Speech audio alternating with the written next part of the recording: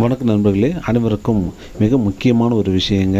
இன்றைக்கி மகளிர் உரிமை தொகை குறித்து ஒரு முக்கியமான அப்டேட்டை அமைச்சர் கே.ஏ. செங்கோட்டையன் அவர்கள் தெரிவிச்சிருக்கிறாரு. ஸோ இது குறித்து தான் இந்த நியூஸில் விரிவாக பார்க்க போகிறோம். வீடியோவை ஸ்கிப் பண்ணாமல் முழுமையாக பாருங்கள். அவருக்கு பார்த்திங்க அப்படின்னா, அதாவது திரு கே.ஏ. செங்கோட்டையன் அவர்களுக்கு பார்த்திங்கன்னா உடம்பு சரியில்லை, அவருடைய ஒரு ஹாஸ்பிட்டலில் பார்த்திங்கன்னா அட்மிட் பண்ணியிருக்காங்க அப்படிங்கிற ஒரு செய்தியானது நீங்கள் கேள்விப்பட்டிருப்பீங்க. அது என்ன அப்படின்னா, அது ஒரு நார்மலான செக்கப் தான். அந்த நார்மல் செக்கப்பு இப்போ அவர் முடிச்சுட்டு இன்றைக்கி கோயம்புத்தூரில் அவர் மறுபடியும் கிளம்புறப்போ ஒரு முக்கியமான அப்டேட்டை கொடுத்துட்டு போயிருக்காரு. என்ன அப்படின்னா, மகளிர் உரிமை தொகைக்கு 2500 எப்போ கொடுப்பீங்க அப்படிங்கிற ஒரு விஷயத்தை செய்தியாளர் கேட்டிருக்காரு. அதுக்கு அவர் சொன்ன பதில் என்ன அப்படின்னா, தமிழகத்தில் கூடிய இப்போ நிதி நிலைமை ரொம்ப மோசமாக இருக்குது. ஆனால் ஒவ்வொன்றையும் பார்த்து தான் முதல்வர் செஞ்சுட்டு வராரு.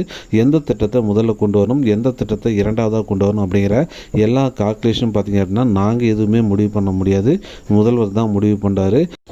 திமுக போன முறை ஆட்சி செஞ்சிறப்ப அவங்க அறிவித்த திட்டங்கள் ஒவ்வொன்றும் எந்தெந்த காலகட்டத்தில் செயல்படுத்தினாங்க அப்படிங்கிறது மக்கள் ஆகிய உங்கள் அனைவருக்குமே தெரியும். அதுவும் குறிப்பாக இந்த மகளிர் உரிமை தொகை திட்டம் அப்படிங்கிறது அவங்க எலெக்ஷனுக்கு அதாவது தேர்தல் வாக்குறுதியிலே சொன்ன ஒரு விஷயந்தான்.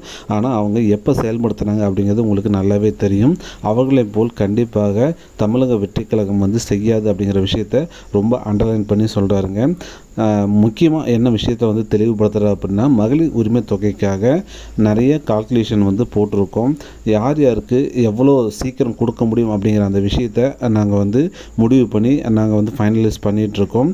அது மட்டும் இல்லாமல் யார் யாருக்கு கொடுக்குறோம் கொடுக்கக்கூடாது அப்படிங்கிற போன முறை திமுக கவர்மெண்ட்டில் இருந்த அந்த ரெஸ்ட்ரிக்ஷன்ஸ் எல்லாமே பார்த்திங்கன்னா மறுபடியும் நாங்கள் அனலைஸ் பண்ணிகிட்ருக்குறோம்.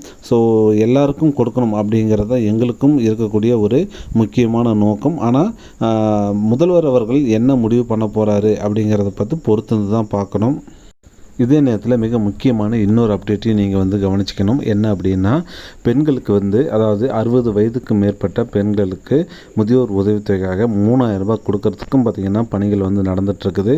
ஸோ அந்த ப்ராசஸ் மற்றும் மகளிர் உரிமை தொகையான இந்த ப்ராசஸ் ரெண்டுமே பார்த்திங்கன்னா அட் த சேம் டைம் தமிழகத்தில் நடைபெற்று இருக்கிறதா முக்கியமான அறிவிப்பை நம்ம ஆல்ரெடி பார்த்துட்ருக்கோம். ஸோ மகளிர் உரிமை தொகைக்காக காத்துட்ருக்கக்கூடிய மக்களாகிய நீங்கள் கொஞ்சம் பொறுமையாக இருங்க. அவங்க என்ன சொல்கிறாங்க அப்படின்னா, கம்பல்சரி நாங்கள் எல்லாருக்கும் பணம் கொடுக்கறதுக்கான அந்த வழியை தான் பார்த்துட்ருக்கோம். மேபி அந்த ரெஸ்ட்ரிக்ஷன்ஸ் மறுபடியும் கடைபிடிக்கப்படுமா படாதா அப்படிங்கிறது எல்லாமே பார்த்திங்க அப்படின்னா இன்னும் கூடிய விரைவில் வரக்கூடிய நாட்களில் தான் தெரியும். ஸோ அதுவும் பார்த்திங்கன்னா முதல்வர் தான் டைரெக்டாக அறிவிப்பார்.